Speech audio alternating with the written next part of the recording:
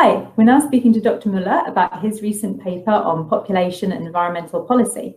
So Dr. Muller, thank you for joining us. Could you give us a brief overview of your paper, please? Sure. So the paper used data on emissions and damages from local air pollutants and carbon dioxide to estimate what's called a scaling relationship between population growth and urbanization and those measures of pollution, both emissions and damages. And prior work had been done in this area focusing on CO2 emissions, but the paper filled a new gap in the literature by focusing on both local air pollutants, things like particulate matter and sulfur dioxide, and damages as well as just emissions. And these are the measures of adverse impacts on human health. So what we found was, in contrast to the literature that finds a linear scaling relationship or a proportional scaling relationship between CO2 and population, we find what's called sublinear scaling in the local air pollutants.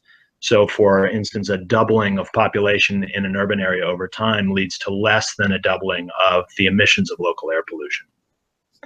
The second important finding of the paper was that we looked at the scaling relationships in metropolitan areas in the US that were in attainment with the ambient standards set by the Clean Air Act. And we also looked at the scaling relationships in metropolitan areas that have been out of attainment or violating those standards from the Clean Air Act. And we find that the scaling relationship is much smaller in counties that are out of attainment, implying a lower growth of emissions along with population growth. And that should be expected because you have stronger or more stringent emission controls in those areas.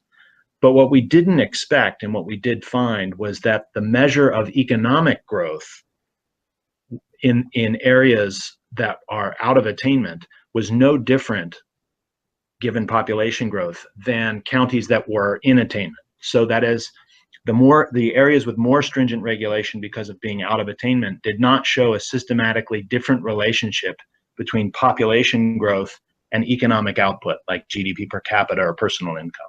And that was a really interesting finding in the paper. And so this finding is basically saying that environmental policy doesn't negatively impact economic growth. Am I right in understanding that? That's right, at least when measured this way. There are other ways that one could measure it, but when you're looking at this scaling relationship, we see basically the same parameter, the same impact of population on economic growth of cities, whether you're in attainment or out of attainment with the Clean Air Act. Oh, so it's really positive for sort of pollution, and it means, I'm guessing, can this be used for sort of working on environmental policy to sort of make it even more stringent? Or? Well, as an economist, I'd like to think about weighing both the benefits, what we get from more stringent environmental policy, against the cost. But the way we like to think about the finding is that it runs counter to the dialogue that you often hear about a jobs versus the environment trade-off. Because these are clearly the areas that are most stringently regulated according to the Clean Air Act. And we see no difference in the benefits of urbanization and agglomeration in economic growth in these areas. And you're saying that this is looking at sort of carbon emissions and things like that. So what effect could this have on health and, for example, smog and those sort of irritants that are in the air? Right. So some of the pollutants that we tracked, like particulate matter that contributes to what we think of as smog and some of the precursors to tropospheric ozone, we looked at those pollutants. And so this research is simply saying, we know those regulations that prevent or reduce emissions generate benefits in terms of avoided negative health consequences.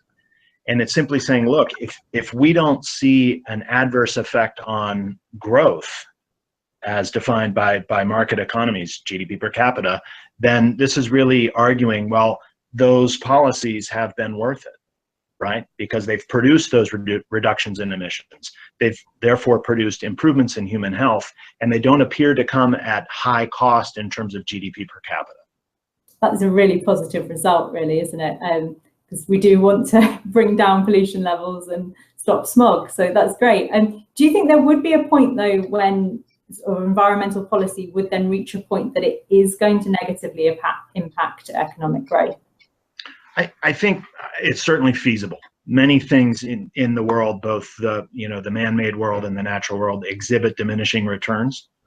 And so I would imagine that at some point, ever more stringent controls on air pollution would, if not cease to provide benefits, may cross a threshold in which they do impinge on sort of conventional measures of economic growth. So I certainly think that's a possible outcome.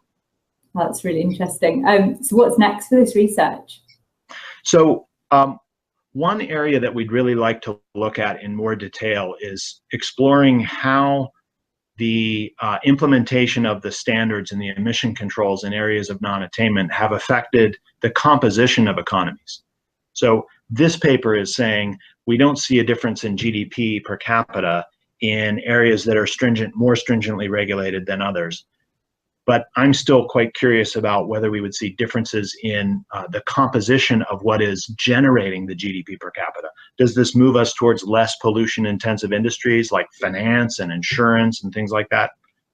My guess would be probably, but that remains for future work, and I'd like to spend some time exploring that. Oh, that's really interesting. Thank you so much for joining us. We'll put a link just below this video. Thanks again. Thank you.